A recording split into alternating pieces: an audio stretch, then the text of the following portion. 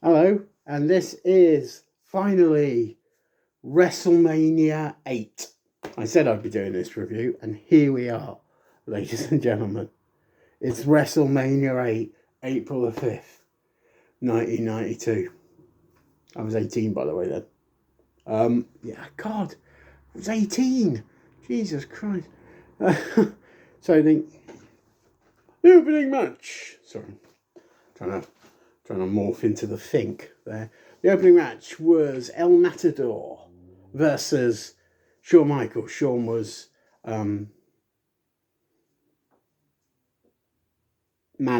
accompanied is the word I'm looking for, by the sensational Sherry.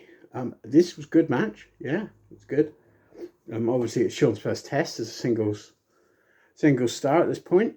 And yeah, it was a good match. The ending was a bit weird though, because the camera couldn't quite see how Shawn won, but he did. He got the free, so I think he went clean. But yeah, so Shawn got the win, and they said during the match and before the match that Shawn had challenged the winner of the Intercontinental title match later in the show. Not in the show, he's somewhere down the line. So yeah, interesting. They've already setting that up. The next match was, trust me, Jake the Snake Roberts taking on The Undertaker.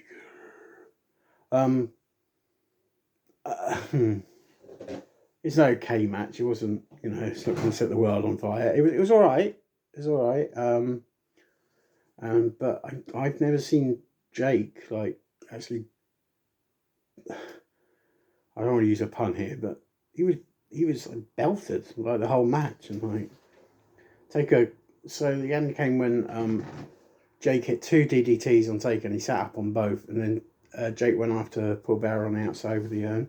Ooh, yes, my Undertaker. Yeah. And bizarrely, it was a bit weird actually. He attacked him, and then Taker went, yeah, I'm gonna tombstone you. He tombstoned him on the outside and then rolled him in the ring, and it was a 1, 2, 3. Thank you very much. Taker wins. And as that turned out to be Jake's last match in the WWF for, I think, 4 years. So yeah. The next match was the first of the 3 title matches on the card. This was for the World Wrestling Federation Intercontinental Championship. So before this, they had an interview with Mean Gene, and they were pushing and shoving, and Roddy Piper tried to grab Bret's cheeks, and he wasn't having that, and there was a bit of argy-bargy. But yeah. So Bret, the Hitman Hart, was looking to win the Intercontinental title against the Intercontinental Champion, Roddy Piper. This was a really good match. If you haven't seen this match, I would say this is probably one of Piper's best matches. It was really good. Because it's difficult because they were both faces at this point in time. Like Piper was sort of leaning towards the other side. He was in between. I think that's when Tweener came. But yeah, it was a really good match. At times, Piper looked like he was gonna. At one point, he was going to hit Bret over the head with the bell, but he decided against it. His fans started cheering for him, and the ending came actually when Piper tried to get him in his wanted sleeper finisher, and Bret he powered himself off the ropes and flipped over, and a really good finishing. He only got the 3, and ladies and gentlemen, we have a new Intercontinental Champion, Bret, winning the Intercontinental title for the 2nd time, ladies and gentlemen. Twice in 8 months. The next match was a very hastily put together 8-man tag team match, which had it didn't go very long, but it had the Mountie, Repo Man, and the Nasty Boys against Silent Slaughter, Virgil, Big Boss Man and Hacksaw Jim Duggan. Ooh. Yeah, it wasn't good. It was alright. It did what it did. And Virgil actually got the winning pin. He pinned Repo Man for the victory. So yeah. Virgil actually won a match at WrestleMania. So yeah, well done. So they won that eight-man tag team match. Before the match, they had a guest announcer, which I think his name was Ray Coombs, and he was from Family Feud, which is like Family Fortunes over here, but Family Feud in America. If you're watching in America, you probably know more about Family Feud than I do. If I've got subscribers from America, I'd be very surprised. But yeah, yo, but yeah, so yeah. And he was like, he basically ran down, he ran down the Maori Repo Man and the Nasty Boys. I'll try and remember some of it. So the Mountie, he said like, the Mountie, he doesn't know the word. He doesn't understand the word fear. But then again, he doesn't know a lot of words.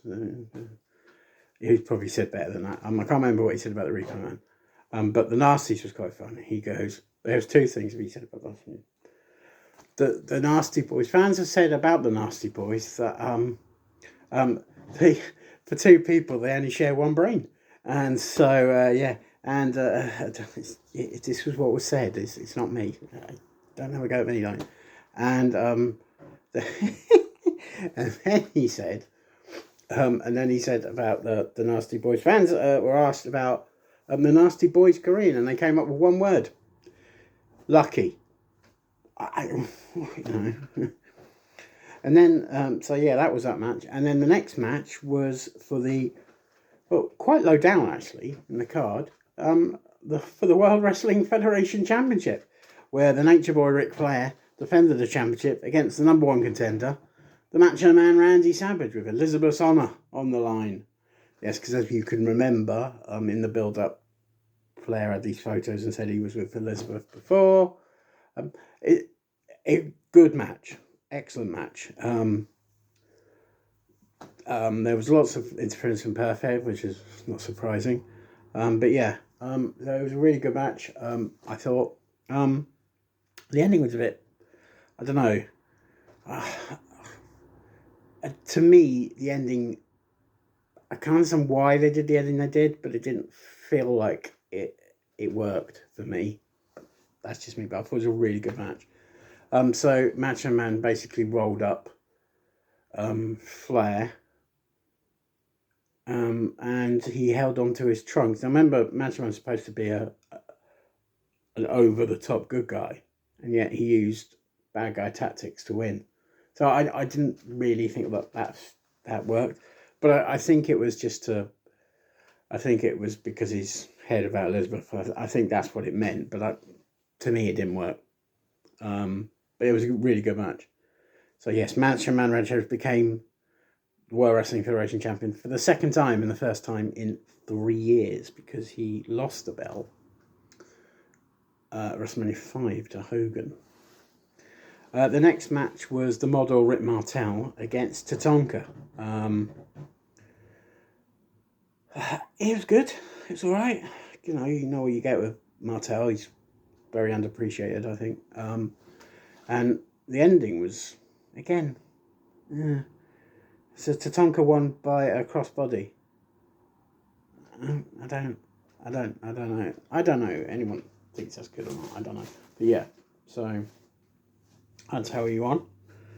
The next match was the World Wrestling Federation Tag Team Championship match, where the World Wrestling Federation Tag Team Champions, Ted DiBiase and Aaron Schuster, formerly known as Money Incorporated or Money Inc., for those who like small words, they took on the natural disasters, earthquake and typhoon. It's all right. It's not a match that's going to live long in the memory, to be honest. It was okay. There's nothing there really. The ending was different, but in a way obvious. Earthquake and Typhoon won by count out because DiBiase and the owner and I just went, nah, I don't want to be here, and just purposely lost on count by count out, and just walked out. So yeah. So Ted DiBiase and Owen Schuster retained the World Wrestling Federation Tag Team Championships. Before I go to the next match, there's a couple of things I might have neglected to mention. So I think it was after the first match or after the takeover match, I can't remember. But Lena June came out, returning from their layoff. And they came out and they didn't come alone, because Hawk and Animal came back with a manager. Their long-time manager, Paul Ellering. Now, if you know anything about Alicia Dune or the Road Warriors, then you'll know who Paul Ellering is. If you watch NXT and to a degree WWE over the last 3 or 4 years, you'll probably know who Paul Ellering is. He was with AOP. But, yeah. And man, can that guy talk? Oh, wow. So good. Brilliant to see them together again. It was really good. So yeah, he came back. The next match was a very hastily put together match that lasted all of like 2 minutes. So it was a Rocket Owen Hart versus Skinner. Skinner hit his finishing move and Owen kicked out or got a shoulder up. So I was like, ooh, okay. And then Skinner got rolled up by Owen, and Owen got the 3. Yeah, so it was a very quick match. I think I'm not entirely sure why they put that in there, because it was a bit weird. So that could have been a match they could have had on like a Superstars or something. But hey, I'm not Vince, and so there. But yeah, I don't know why they did that. And then it became to the main event of the evening, which should have been for the world title, but wasn't. This is what I mean. The card itself, some of the matches were in the wrong positions. So the main event was Sid Justice,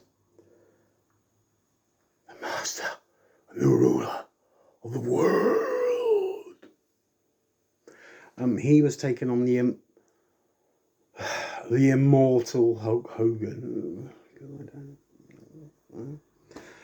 So yeah, again, you know, I mean, who knows if it was good. My opinion, it wasn't. It was all right.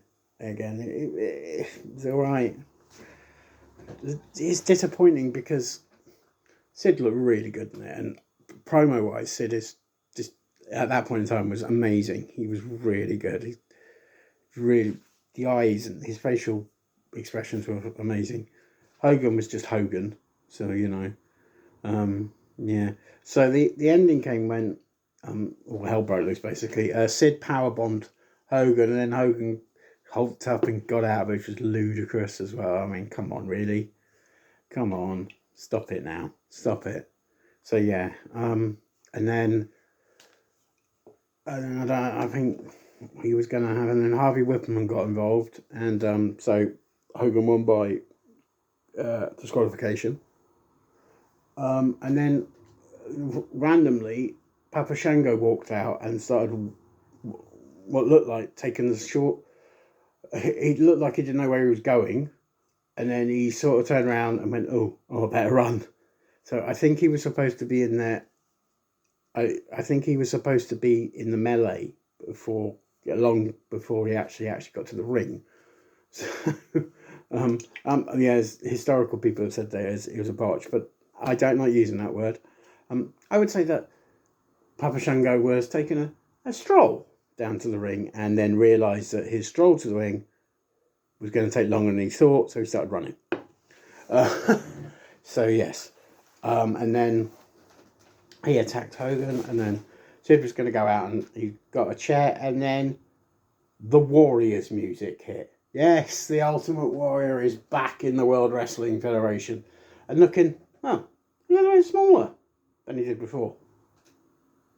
But yes, so he came back, and he helped, and then him and Hogan were basically celebrating. One point, Hogan got a sign from the crowd, and it said "Bring back the Ultimate Warrior," and well, the Warriors were back, so that was weird. But yeah, so overall, I'd say I'd like to give it a 7, but I'm probably going to veer to a 6, maybe a 6.5. It was an okay show. It was enjoyable. Obviously the Intercontinental title and the world title matches were the best matches on the show.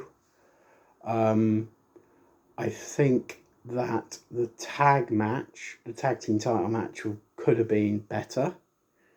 And I think there's certain things that didn't quite work for me, but like the tag title match, for the fact that basically the fans were ingrained at that point to cheer for the Natural Disasters, yet the Natural Disasters as a team hadn't really been on TV as or on the house show circuit as good guys. So for me that didn't work, but that's just me.